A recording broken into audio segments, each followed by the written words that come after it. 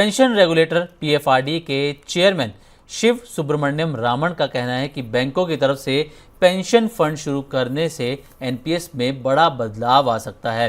अब तक बैंक सिर्फ एनपीएस बेचते थे, लेकिन नए नियमों के बाद वो खुद पेंशन फंड मैनेज भी कर पाएंगे।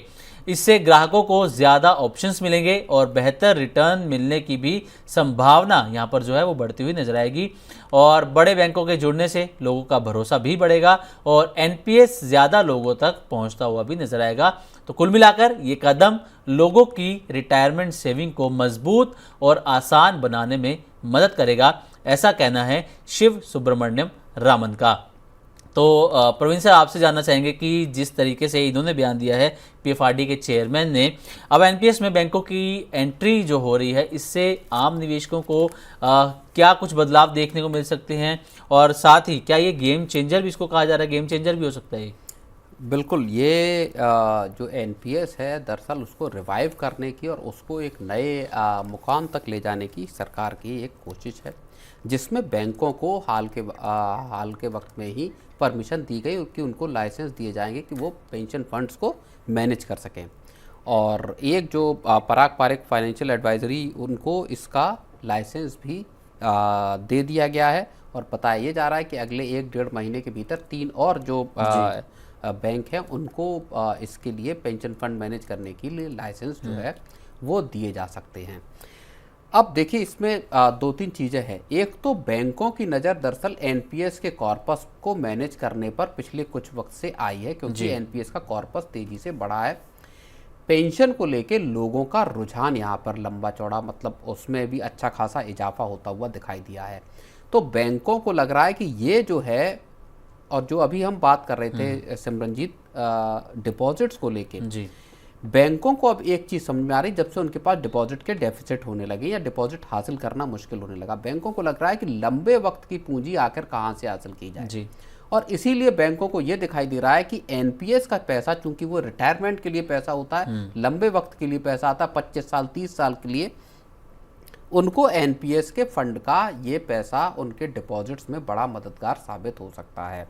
तो एक तो वजह ये यहाँ पर समझ में आती, जिस वजह से बैंक यहाँ पर उत्साहित हैं और जिस तरह से तेजी से पेंशन का जो कारोबार है पूरा, या पेंशन के लिए जो रुझान है वो यहाँ पर आम लोगों में बढ़ता हुआ दिखाई दे रहा है। सर, एक चीज़ ये भी कही जा रही है कि बैंकों की एंट्री एनपीएस के अंदर हो रही है, तो इससे इन्वेस्टर्स जो हैं उनको ज़्यादा बेहतर रिटर्न भी मिलेगा। क्या आपको लगता है कि इससे रिटर्न भी सुधर सकते हैं इसके अंदर? रिटर्न सुधर सकते हैं, क्योंकि हाल के वक्त में पीएफआरडी ने कई सुधार भी किए हैं एनपीएस में। जैसे कि शेयरों में पैसे लगाने की बात है, आपका जो है गोल्ड सिल्वर ईटीएफ में दिसंबर में ही जो पीएफआरडी ने इस बात की इजाज़त दी कि एनपीएस सब्सक्राइबर्स जो हैं वो गोल्ड हो गया, सिल्वर ईटीएफ हो गया, निफ्टी 50 हो गया, और एआईएफ जैसे साधनों में पैसा लगा पाएंगे। तो एक ज़्यादा लिबरल जो स्ट्रक्चर है उसको लेकर आने की कोशिश जो है वो की गई है। अभी 10 पेंशन फंड है बैंक, और अगर बैंक आते हैं तो ज़्यादा डाइवर्सिफाइड तरीके से काम करने की यहाँ जो इजाज़त दी गई है, उसका फ़ायदा जो है वो इन्वेस्टर्स को यहाँ पर मिलता हुआ दिखाई दे सकता है।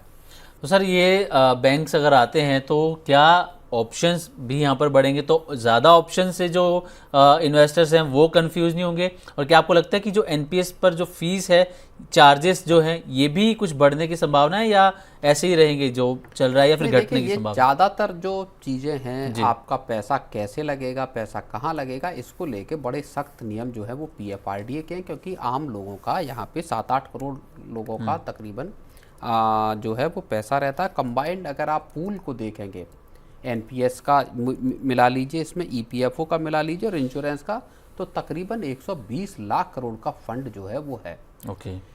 तो इसलिए जो है मुझे लगता है कि चार्जेस में कोई फेरबदल यहाँ पे होने की उम्मीद नहीं है, लेकिन इन्वेस्टर्स के लिए एक जो फ़ायदा हो सकता है वो ये है कि अब उनको कई तरह के विकल्प मिलेंगे। आपके पास ज़्यादा ऑप्शन होंगे, अलग अलग बैंकों में से आपको किसमें अपना पेंशन का खाता खुलाना है, किस एनपीएस को लेना है, वहाँ पे आप इस चीज़ को डिसाइड कर सकते हैं। तो और पीछे जो मल्टीपल स्कीम फ्रेमवर्क भी पीएफआरडीए लेके आया था। तो लोगों के पास ज़्यादा ऑप्शन असल में देने की कोशिश की जा रही है, उसमें बैंक भी हैं और उसमें इन्वेस्टमेंट के ऑप्शंस भी हैं।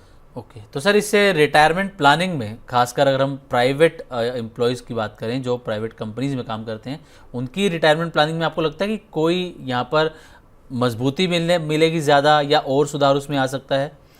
नहीं, देखिए, मसला असल में ये है कि पीएफआरडी असल में पिछले कुछ वक्त से ये चाहता है कि एनपीएस में मिलने वाले रिटर्न डबल हों। एक तो कोशिश बहुत बड़ी ये है।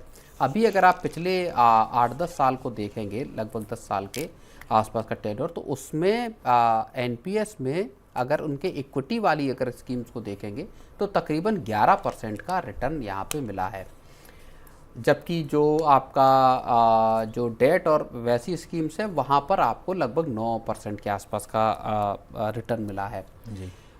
तो अब इस रिटर्न को बढ़ाने की कोशिश जो है वो पीएफआरडीए कर रहा है, और इसके जरिए टारगेट म्यूचुअल फंड में जो लोग पैसा लगाते हैं और ख़ासतौर पर रिटायरमेंट के लिए सोचते हैं कि एसआईपी के जरिए रिटायरमेंट के लिए कॉर्पस खड़ा किया जाए, ऐसे लोगों के लिए पीएफआरडीए का एनपीएस को म्यूचुअल फंड के बराबर खड़े करने की एक कोशिश यहाँ पे है कि जितना रिटर्न म्यूचुअल फंड में मिल रहा है, अगर उतने के आसपास रिटर्न अगर एनपीएस में मिलता है तो हो सकता है ज़्यादा से ज़्यादा लोग यहाँ पर अट्रैक्ट, और इसीलिए इसको थोड़ा लिबरल या डाइवर्सिफाइड जो है इन्वेस्टमेंट का तरीका यहाँ पर लेकर आए हैं ये।